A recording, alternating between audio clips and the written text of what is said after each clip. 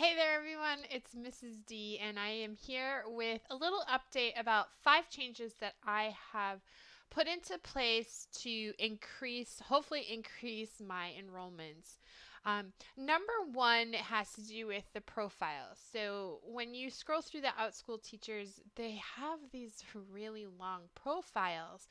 And I have really found that myself, when I'm scrolling through profiles, I'm not reading most of what's there. I'm skim reading for the important parts, and I'll watch the video before I'll actually read the profiles. So I had a good introduction video, and what I did to my profile was I cut out all those just all those paragraphs, and I really made it bullet points with some fun little emojis just to make it look better. So hopefully, parents can see my credentials, my experience, and some fun things about me without having to read through a lot of text.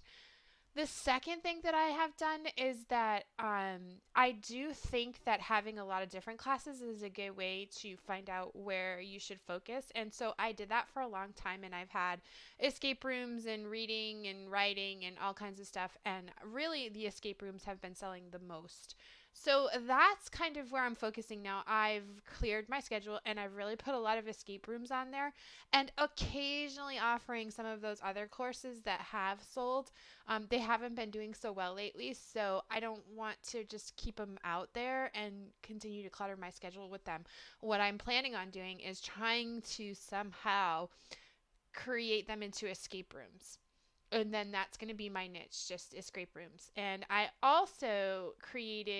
finally got I've got 4 escape rooms, so I can create a flex class. And I also created a multi-day class so that if there's somebody out there who's interested in taking all of them, but feels like bogged down by looking for all the different class listings, they can get into that multi-day class, one listing, one enrollment, and it's done. And it's a pretty low fee, so I'm not worried about that. And it's actually $3 cheaper than booking each individual one. So, kind of hoping for that to help fill it up.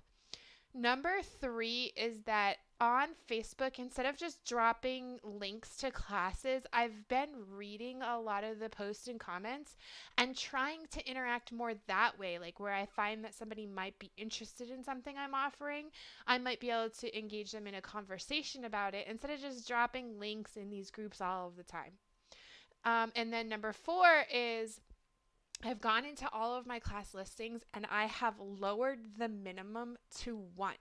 And in doing that, what happens is when you get one enrollment, it shows up in those red letters on your class description so parents can see that there's one student enrolled in it.